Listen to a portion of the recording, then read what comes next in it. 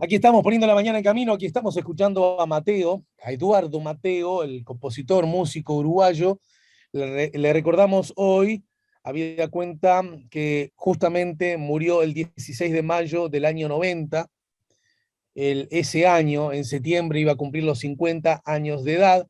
La muerte ocurre 32 años atrás y es la razón por la cual, a modo de excusa, estamos escuchando. Y a propósito de Mateo Biencelame, que es el disco que hemos elegido para escuchar hoy, como dijimos hace un rato, ya se viene en el ciclo, en la edición en la serie Discos que publica es decir, discos emblemáticos de la música uruguaya, que editorial, ha decidido darle a cada uno de ellos una mirada especial, concreta, a través de la investigación que distintos autores han hecho. Para nuestro compañero Fermín, para Mincho, tal como recién contaba él, le tocó nada más ni nada menos que este emblemático disco, que cuando digo, ya en todo caso, cuando el libro sea conocido y cuando yo tenga la oportunidad, igual que todos ustedes, de leerlo, pero a mí me da la sensación que es un disco emblemático desde varias miradas, porque es emblemático en la historia, en la trayectoria, peripecia musical de Eduardo Mateo, pero que en base a la influencia innegable que según todos los músicos confirman y confiesan y asienten, en que ha tenido en sus músicas. Bueno, si estamos hablando de un disco emblemático para Mateo y Mateo ha sido emblemático en la incidencia para otros músicos, estamos hablando entonces de un disco que terminó siendo, aunque las grandes, repito, las grandes mayorías estén como por fuera de esa mirada, terminó siendo un disco emblemático y de alta incidencia en el paisaje sonoro del Uruguay. Bueno, sobre esto también estaremos conversando cuando el libro ya esté circulando por las librerías. Pero ahora lo dicho, nos acompaña y es para nosotros motivo de alegría. Una vez más, aquí en la mañana en camino, el profesor de filosofía, el docente de ética en la Universidad CLAE del Uruguay, asimismo especialista en política y gestión cultural, escritor, investigador. Pablo Romero pone la mañana en camino. Buen día y bienvenido, Pablo. Buen día, Alejandro. Como siempre, un gusto estar aquí en la mañana en camino. Así que, y agradecerles, como siempre, también la oportunidad de la palabra. Con vos yo creo que era necesario tener por lo menos este encuentro más, porque yo le comentaba al público, anunciando la agenda del día de hoy, que obviamente te incluía, que bueno, primero, que con Pablo Romero, este medio de comunicación, este programa y este comunicador, lo voy a decir de un modo poco elegante, no ha necesitado la inadmisible agresión que sufrió su hijo, porque en general vos, Pablo, has conversado en este programa y hemos conversado sobre Exacto. filosofía en general, sobre educación en particular, en un número casi infinito de veces, ¿verdad? Exacto. La verdad que sí, desde hace muchos años, en definitiva, has tenido la gentileza y el interés temático, ¿no? Por los temas de filosofía, de educación, de cultura, y bueno, hemos tenido así una presencia importante en el correr de todo este tiempo, y en relación al caso particular de mi hijo, la verdad que también agradecerte y agradecerle al programa en general, a todos los allí involucrados que han estado desde el primer momento, ¿no? Atentos en el interés de lo que implica el tema más allá del caso puntual, pero Claro. también lo he sentido como una cuestión también de apoyo personal, ¿no? De que han estado siempre pendientes de qué había pasado, de cómo venía transcurriendo, y bueno, y ahora que se está dando de alguna manera un cierre a partir de la sentencia, también les agradezco bueno, nuevamente poder estar acá conversando del asunto, ¿no?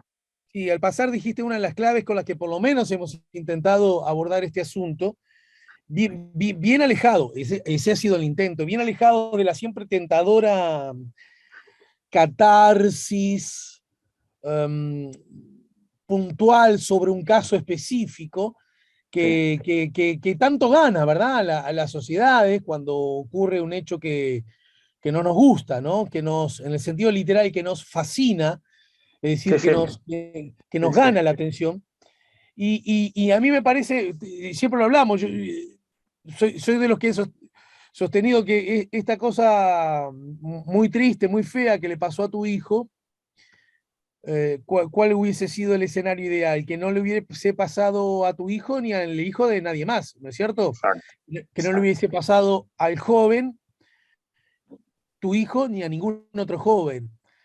Pero también dije, y yo sé que esto de pronto a vos de la perspectiva emocional te cuesta entenderlo, o te puede costar entenderlo, pero estoy seguro que no te cuesta entenderlo de la perspectiva racional, simbólica.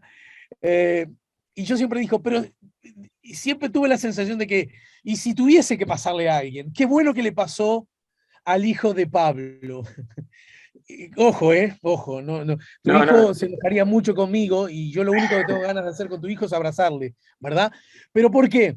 Porque creo que de la mano de Pablo, desde el mismo día, de esa misma noche, en cómo logró transmitir los hechos, la peripecia de los hechos, contarlos, y el rol que jugó de ahí en más, nos alejó de la siempre tentadora posibilidad que todo esto quede en la catarsis inefectiva y vulgar, para de alguna manera tratar de generar síntesis ciudadanas para la mejora de la convivencia, y por eso yo siento que era necesario hacer el abordaje que hicimos en la mañana en camino cuando ocurrió, hacer cuando pasaba el tiempo y desde la perspectiva judicial no surgían novedades, o por lo menos para saber dónde estábamos parados, y hacer ahora una vez que se llegó a una decisión de carácter judicial. Es decir, alejados de la tentación personal, de la catarsis inoportuna e inefectiva, y en todo caso tratando de hacer síntesis valorativas, simbólicas, culturales, de convivencia, y por qué no, filosóficas.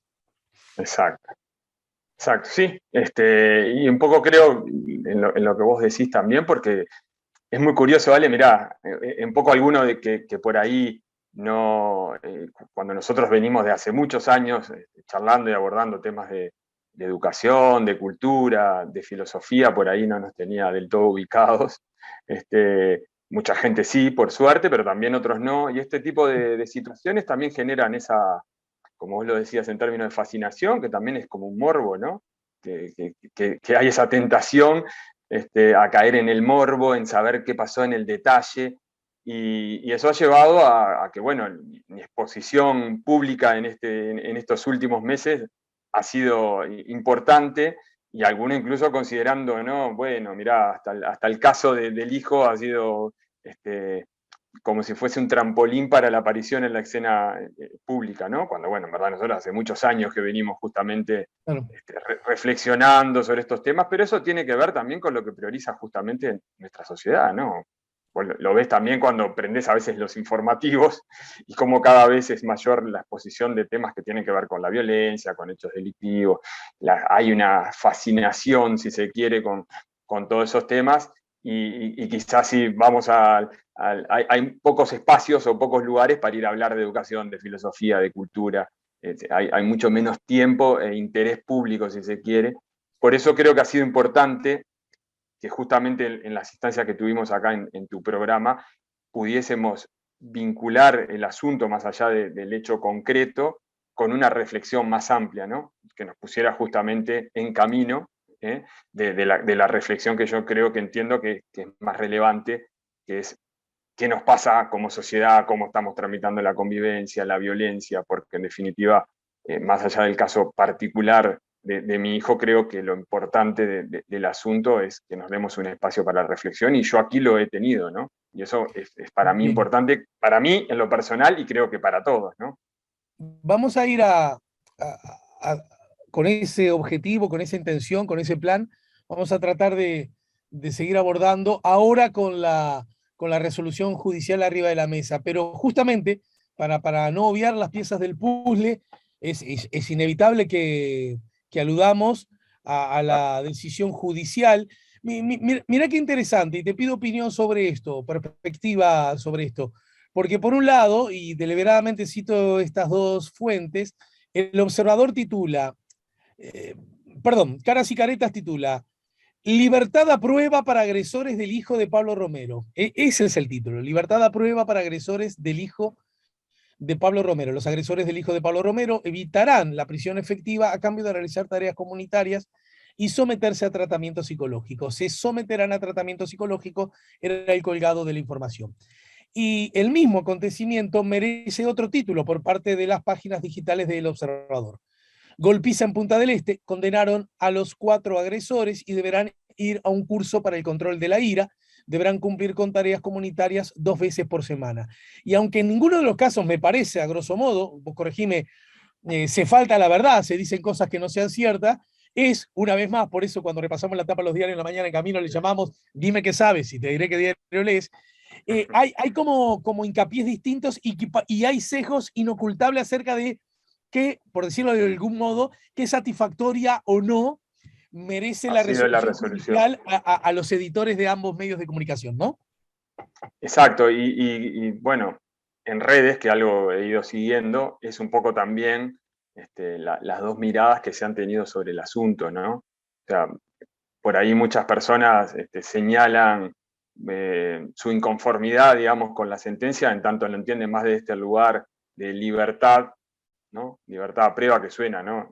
Justamente no ha pasado nada, han quedado en libertad, y por otro lado, quienes entienden que justamente lo que hay es una condena y que por lo tanto tiene un valor importante, ¿no? Yo en esto he intentado responder algún mensaje, pero vos lo sabés, es muy imposible, es muy difícil, digamos, seguir las redes respondiendo a todos los mensajes y también no entrar a veces en discusiones que se hacen o aclaraciones que se hacen eternas.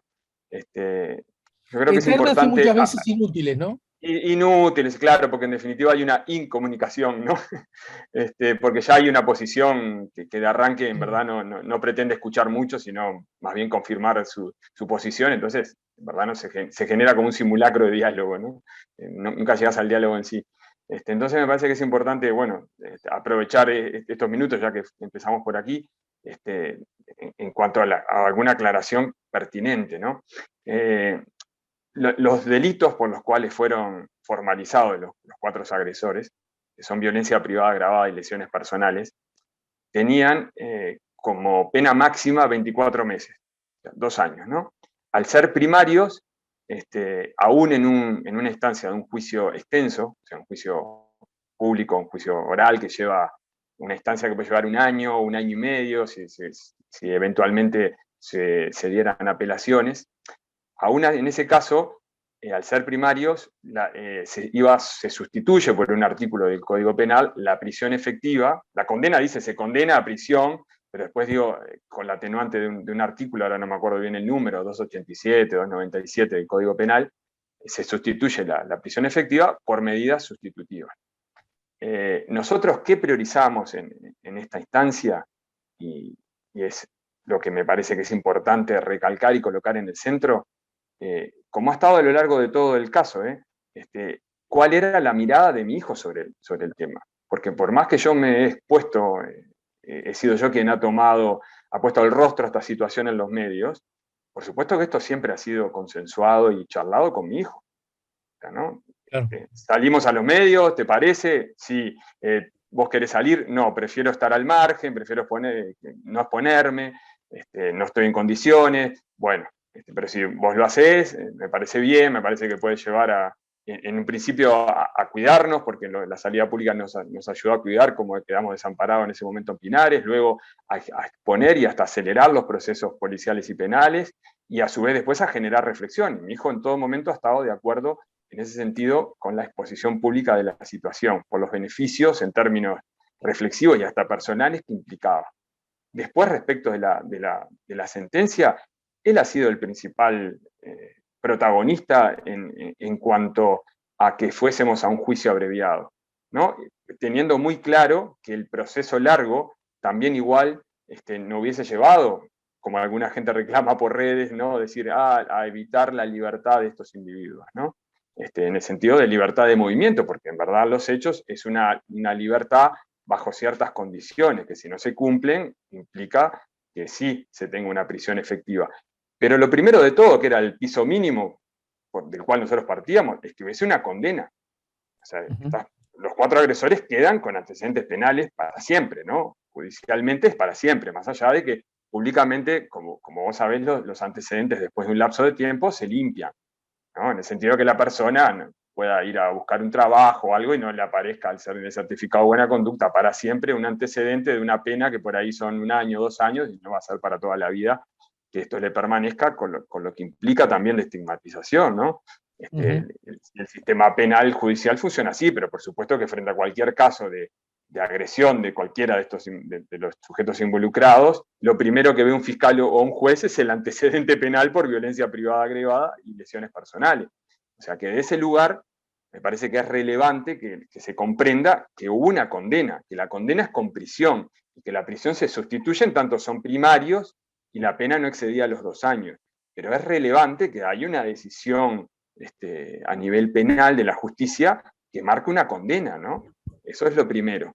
Después, las medidas sustitutivas, las habituales de tareas comunitarias que se dan en este caso, me parece que eran importantes, presentarse una vez por semana a la seccional, fijar domicilio, ¿no? La salida del país queda limitada, y después nosotros agregamos algo que me parece que vino de nuestro lado, como sugerencia, que tuviesen que ir al psicólogo bueno, en definitiva, a ver cómo pueden tratar esta cuestión del manejo de la violencia y de la ira, ¿no? Frente a situaciones, como en este caso, que pueden incluso haber partido del miedo o de la inseguridad que eventualmente ellos declaraban que podía tener la zona, que bueno, cómo poder manejar esa situación. A nosotros nos parece que era relevante que también hubiese una medida socioeducativa o educativa, en este caso, desde el plano psicológico, ¿no?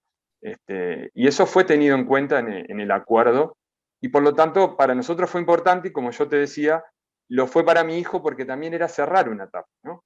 Es comenzar a dar vuelta a la hoja, no tener que pasar por lo que es la revictimización, de tener que ir nuevamente a Maldonado, a declarar, cámara Gesell, ¿no? Volver a tener incluso la posibilidad hasta de un careo, charla con el abogado de un lado y de otro. Entonces, realmente él no estaba en condiciones, si se quiere, hasta emocionales, de poder soportar un juicio muy largo, muy extenso, que no hubiese tenido un resultado muy diferente que el abreviado, ¿no? Quizás en mes, 12 meses. Eran sobre 15. Sobre esto, Pablo, me parece que, si bien lo dijiste al pasar, hay que subrayar 2 o 3 cosas. Primero, el término es sentencia, aunque se trate de un juicio abreviado, digo porque... Sentencia, claro. Bien. Sí. Primero, esto es fruto de un juicio abreviado, ¿no es cierto? Exacto. Juicio abreviado significa que se ponen de acuerdo las partes, representados por los abogados de los victimarios en un caso. En nuestro caso por fiscalía, directo, porque yo no tuve representación. Y a eso iba. Y por el otro lado la fiscalía, ¿verdad? Que es quien representa a la víctima en nombre de la sociedad, ¿no? Acuerdan algo.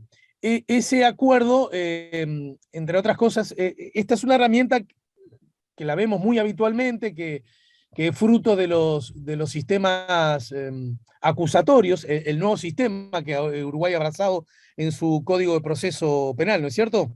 Exacto, exacto. Yo recuerdo que sobre este tema, pero hace bien poquito, el abogado que representa a algunas de las víctimas en la Operación Océano, Juan Raúl Williman, él señalaba que más allá de la mala prensa que tienen los juicios abreviados, ¿no es cierto?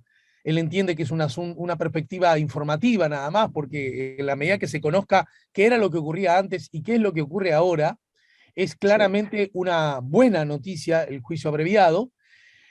Incluye algo desde un nuevo paradigma, nos dicen los expertos, a propósito de esta circunstancia, que tiene que ver qué lugar y qué rol ocupa la víctima de cualquier tipo de abuso, crimen o salida de la norma, ¿no? Y para la víctima resulta muy importante 2 asuntos que no parecen ser menores. Uno, terminar de una buena vez por todas con el, llamémosle así, muchas veces, calvario al que se ven expuestos o expuestas en el marco de la investigación del crimen. ¿Hasta ahí vamos bien? Vamos bien, y creo que es un poco justamente el espíritu del abreviado para estos casos, ¿no?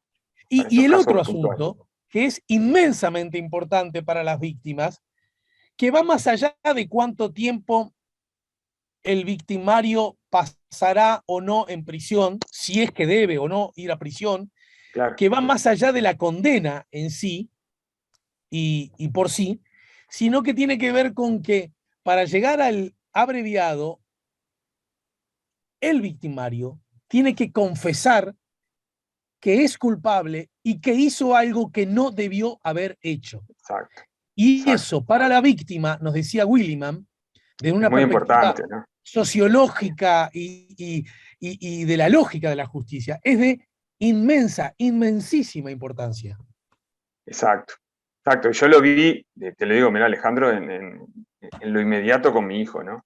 O sea, él estaba realmente satisfecho, pero tenía una sensación de reparación, ¿no? Por parte de la justicia. No haber un fallo, una condena, porque en definitiva estabas en ese limbo de me pegaron, me atropellaron con un cuatriciclo, me amenazaron de muerte, bueno, todo lo que supuso ese episodio, y no había un fallo, ¿no? No había una resolución. Uno queda, pasan 3 meses, hay una cuestión que sigue estando en la nebulosa, y es muy importante la sensación que él vivió también a posterior, de escuchar también y de saber que los agresores asumían la responsabilidad penal, como vos decís, ¿no? Se declaran su culpabilidad respecto de los hechos. Es un paso importante, ¿no? En el sentido del cierre, no solo sociológico, sino hasta psicológico para mi hijo, poder saber que esto estaba puesto sobre la mesa, que había un fallo de la justicia a partir de que finalmente se admitieran los hechos, ¿no? Que además eran contundentes, había muchas pruebas, si bien no había muchas posibilidades de irse por la tangente respecto a asumir esa responsabilidad penal, cuando las cosas se siguen dilatando, en definitiva no hay un cierre para la víctima, ¿no? Y eso era lo importante y es lo que nosotros priorizamos en esta instancia, ¿no? De poder llegar al abreviado. Alguien o algunos han criticado este mecanismo del abreviado, pero yo creo que sobre todo con hincapié en cuestiones cuando son delitos muy graves, ¿no? O sea, homicidios, violaciones, que a veces dicen, bueno, llevan una pena menor, si se quiere, de la que podría haber sido frente a un juicio extenso, y ahí habría que revisar el mecanismo. Pero yo creo que, bueno, esto sería otra discusión, habría que ver, pero en estos casos, ¿no? De este tipo de situaciones, o incluso a las que vos hacías referencia, Operación Océano, donde no hay además no víctimas de delitos sexuales, me parece que es muy importante el abreviado, ¿no? Para evitar sobre todo también la instancia de revictimización. Y Entonces, no obstante, es muy importante, ¿no? Que se tenga en cuenta la voluntad, en este caso, de la víctima, ¿no? Y por eso nosotros, digo, en definitiva, accedimos y como te contaba también al comienzo, no hubiera sido muy distinto el panorama de resolución final. Eso también hay que tenerlo en cuenta. Podría haber sido algún mes más, pero en definitiva iba a haber un fallo que implicaba una libertad condicional, como la que finalmente se dio, pero siempre, y vuelvo a insistir con esto, bajo una condena, ¿no? O sea, el fallo, como decís, en un juicio abreviado es el mismo que en el extenso, o sea, en el público y oral. Se condena a determinados meses de prisión o sea, el fallo en ese sentido tiene la misma sintaxis penal, digamos, ¿no? y en ese contexto, Pablo, te pregunto para que me lo respondas luego de la tanda. Y te pido que hagas el esfuerzo de abordarlo desde la perspectiva filosófica de cómo construimos los integrantes de una misma comunidad, de una misma sociedad, cosas en beneficio de todos. Alguien podría decir, bueno, yo mismo lo acabo de señalar, citando a Williman, y admito, para no ser tráfico ante las opiniones de mi opinión ni mi ideología, que yo lo vivo con bastante convicción, esta idea que el juicio abreviado muchas veces termina siendo justo y en particular haciendo hincapié en la víctima, ¿verdad? También digámoslo que me parece que es atendible la otra mirada. ¿Cuál? La que de alguna manera vos sugeriste.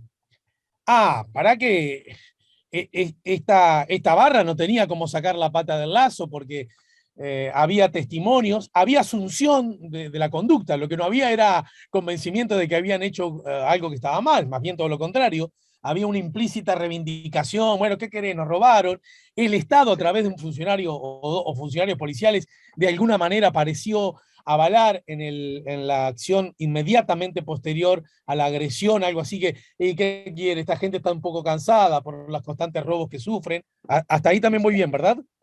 Vas bien.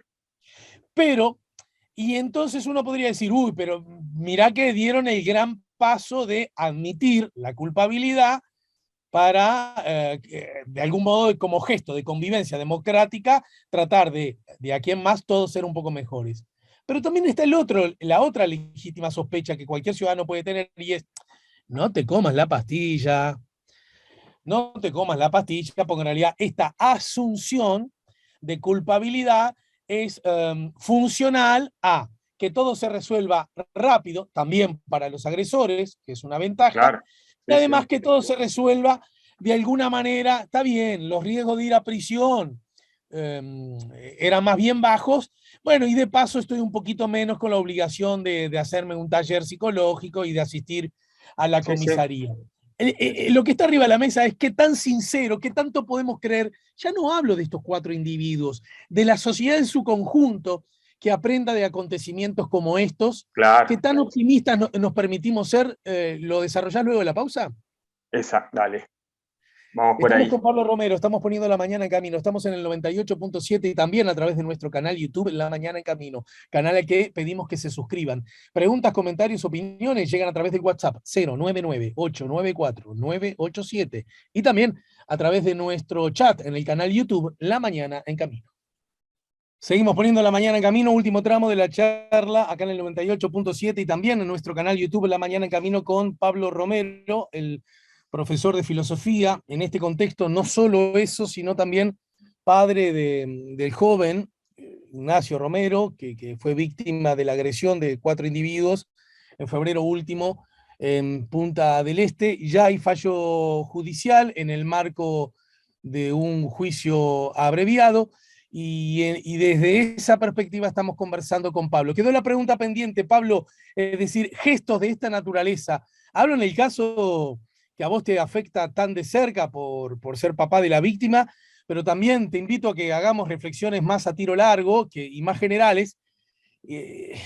Cuando el victimario asume que cometió un crimen, que dañó a otra persona, que hizo algo que no debió haber hecho y que por lo tanto es justo que merezca y reciba cierta pena.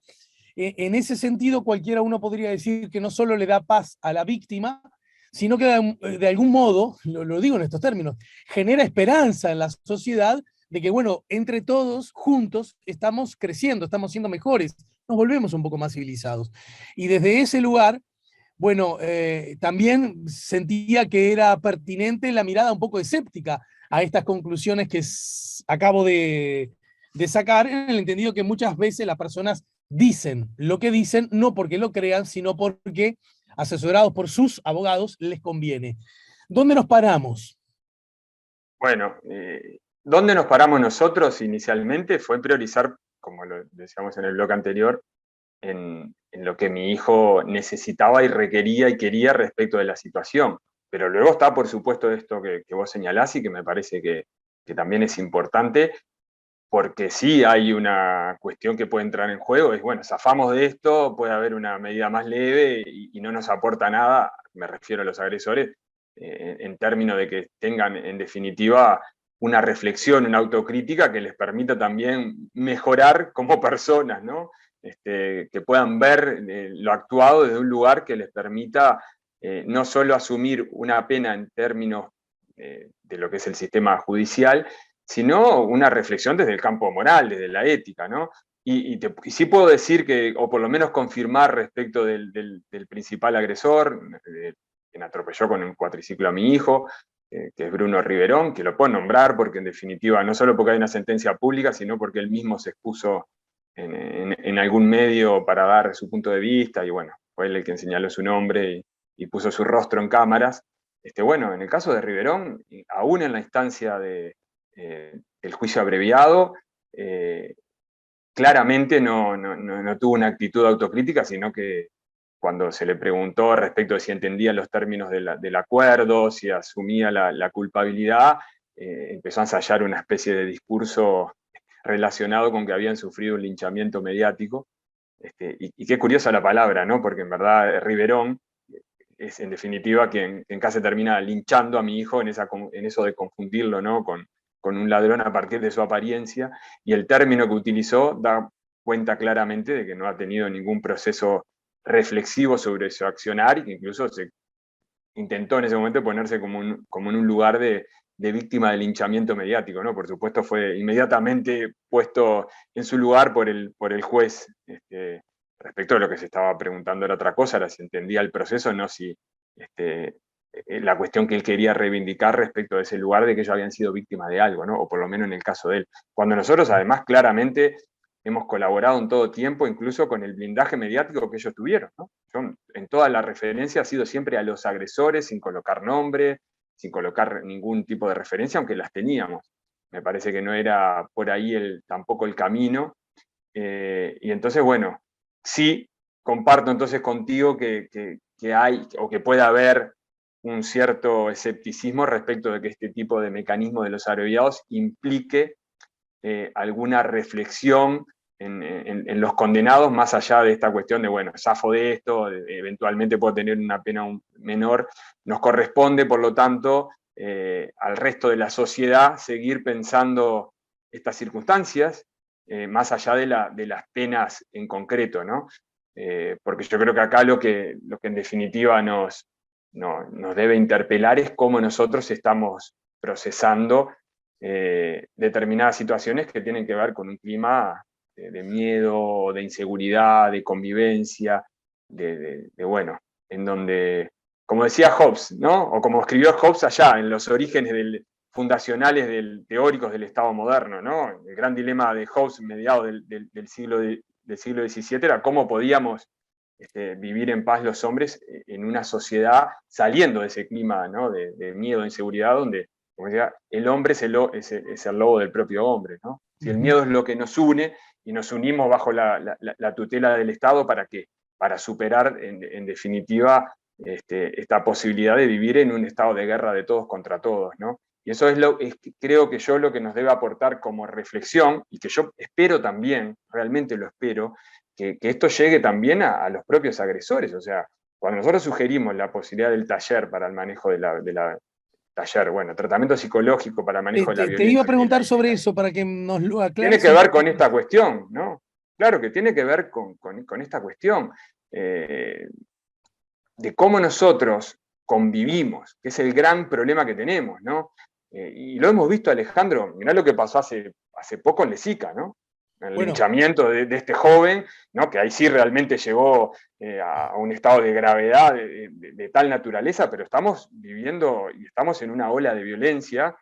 El otro día leía un chiste que parecía muy de humor negro, pero nos pinta también, que alguien decía, bueno, voy a ir a Netflix a ver una serie sobre algún psicópata serial, un tanto explícita, igual la serie, para poder descansar un poco de los informativos, ¿no? Como diciendo, bajo la pelota mirando algo de esta naturaleza, porque uno prende los informativos y ves la violencia que hemos tenido en estos últimos tiempos, todavía con un grado que no hay, que ni la ficción supera la realidad violenta que estamos viviendo, ¿no? Entonces me parece Yo anunciaba tu visita de hoy, tu presencia aquí en La Mañana en Camino, también con la esperanza de poder, desde la mirada filosófica y además en tu condición de docente, bueno, tratar de generar vasos comunicantes acerca de eso que le pasó a Juan Ignacio, tu hijo, del proceso judicial, de la acción de los victimarios, pero en qué medida ese tipo de cosas dialoga con la noticia de la que hablabas recién. Un grupo de personas mató a un joven de 25 años al que acusaba de ser ladrón, Montevideo Portal, cito como fuente, pero también esto que vos señalabas de los aumentos de los homicidios, de la violencia casi sin antecedentes por la cantidad y por la carga de agresividad que incluye sí, desmembrar cuerpos, ¿no? Entre cosas, o matar a un matrimonio delante de sus hijos. Y no quiero sacar la pata del lazo, porque si no siento que digo las cosas por la mitad a la hora de formular la pregunta. y la reacción también de los que tienen profesionales, porque es obvio que se equivoca el ministro cuando dice las personas muertas adquirieron lo que adquirieron en forma poco clara. Eh, Sí, un disparate, ¿no? eh, Porque además lo que habilita, digo, ese tipo de reflexión es muy contraproducente, ¿no? Porque en sí, porque definitiva... además, yo no sé si todos los gobernantes del hoy, del ayer, todo lo que tienen lo tuvieron en forma bien clara. Es decir, no contribuye, no ayuda, no hace justicia, no hace democracia, no hace república. Y esta locura de creer que cada mala noticia que se instala en un momento determinado del país debemos o relativizarla, ocultarla o negarla, porque si no, se puede entender que se está contra el gobierno. Me parece que es la peor de las síntesis que hacemos Claro. desde la perspectiva política, ¿no? No, totalmente, y además un poco lo que hablábamos recién, ¿no? En definitiva, si nosotros pactamos cierta transferencia de derechos a un poder estatal, en definitiva es para que éste asegure, ¿no?, ese peligro de vivir bajo ese clima, ¿no?, de inseguridad. Y ahí es donde nosotros, en definitiva, el Estado debe ser garante de esa seguridad interna cuando se coloca este tipo de discurso sobre la mesa, no hace más que contribuir en ese rompimiento de ese pacto social, ¿no? Por cómo coloca la situación, ¿no? Y ahí es donde estamos a un paso, ¿no?, de, si se rompe el pacto social, lo que nos queda es la barbarie, porque en definitiva, digo, todos caemos en esta lógica de la defensa propia, o si vos cómo hiciste el dinero, de qué, entonces yo tengo, se justifica eventualmente la violencia, porque se coloca, no, pero mirá, parece que no hicieron dinero de manera santa. ¿Eso qué puede significar en última instancia? ¿Que habilita de alguna manera la defensa propia, la reacción o la violencia desmedida? Me parece que ese posicionamiento es realmente peligroso para este discurso de cuidar justamente cómo nosotros pactamos cierto derecho bajo la tutela del Estado, ¿no? Y que se ha sumado a otras cosas, Alejandro, ¿no? Porque cuando hemos tenido también discursos contra la justicia, ¿no?, con esta cosa de, bueno, la justicia está filtrada por sesgos ideológicos, defiende a los delincuentes, ¿no?, que lo hemos tenido hasta de actores principales del gobierno, ¿no? Senadora Bianchi, por nombrar a una muy elocuente en ese sentido, ¿no?, poniendo en tela de juicio el accionar de la justicia, y en todo caso señalando que está al lado de los que cometen delitos. Es muy peligroso, porque ¿cuál es la reacción de las personas? Bueno, si no puedo confiar en el Estado, ¿no? Si la justicia está sesgada ideológicamente, actúo. Y ahí es donde, bueno, ¿no?, el ojo por ojo terminamos todos ciegos, ¿no? Le sumamos tipologías de apariencias delictivas que también algún otro senador la ha puesto en escena. ¿Qué nos queda, no? Un Sí, poco de hecho, Juan Ignacio, tu hijo, reúne esa tipología, todas ¿no? las condiciones. El Cuando gorrito, que la campera, sí, ¿no?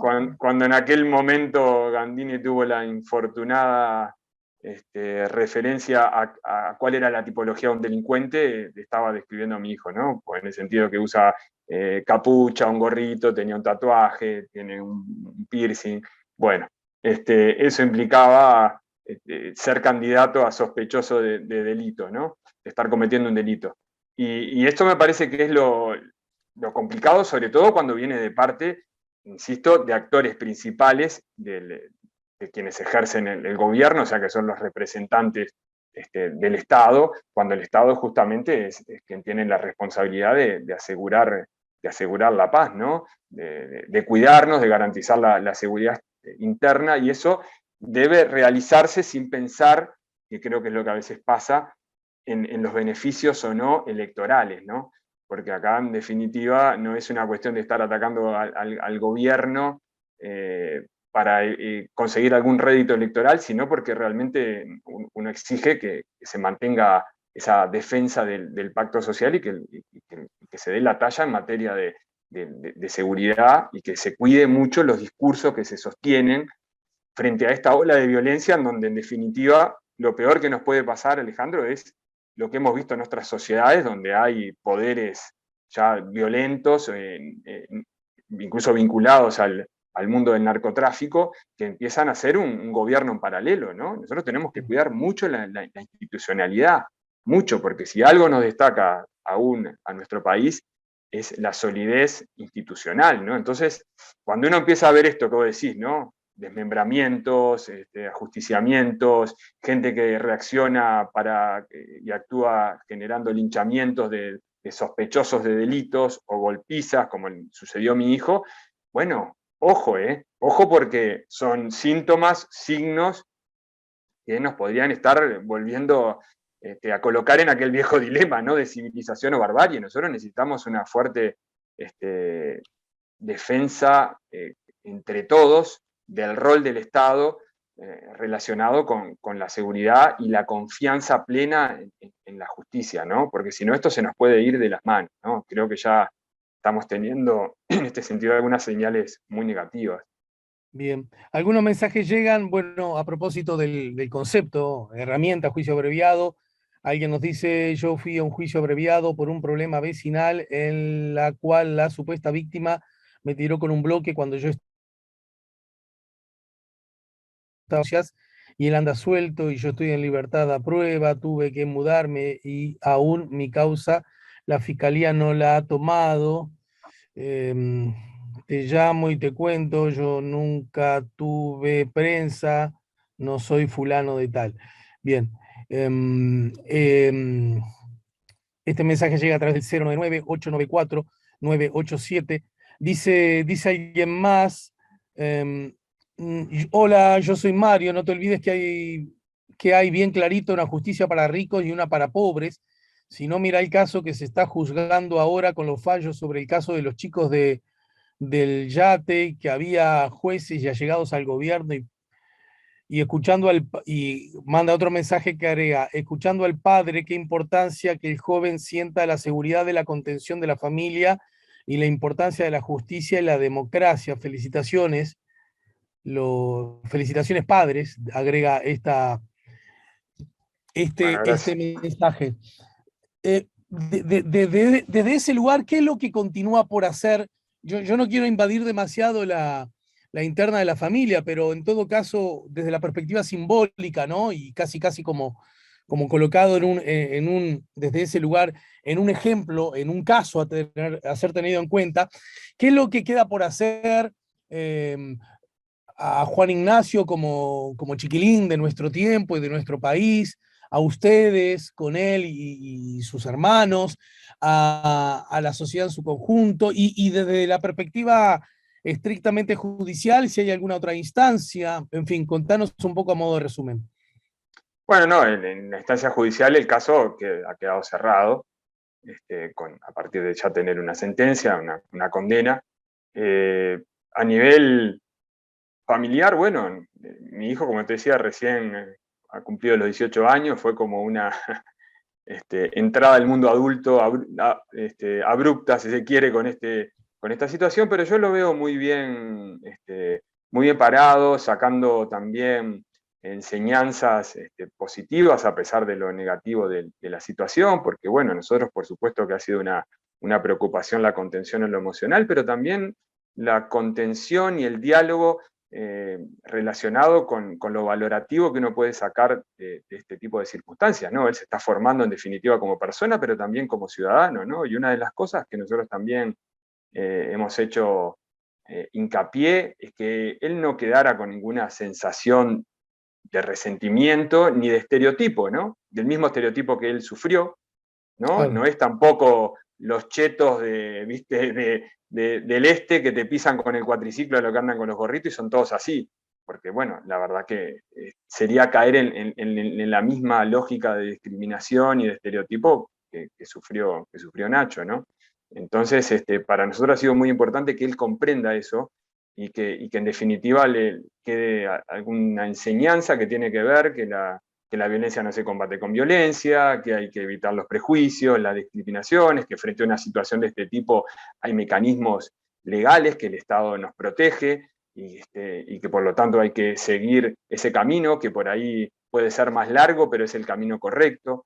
Entonces, desde ese lugar yo creo que nos ha dejado como familia y espero que esto también se traslade a lo público, en tanto la situación ha tenido un interés público, de que estos son los caminos que debemos recorrer y que nos debemos un diálogo social amplio sobre lo que nos está sucediendo, ¿no? En términos de la convivencia y la violencia. Porque ahí es donde nosotros creo que debemos unirnos más allá de todas las banderas políticas. Me parece que debemos resolver esta situación y la importancia de trabajar fuertemente, ¿no? en valores desde el sistema educativo y trabajar fuertemente en nuestros hogares, Alejandro, ¿no? Porque también me parece que es fundamental, y los medios de comunicación, el papel que juegan, ¿no?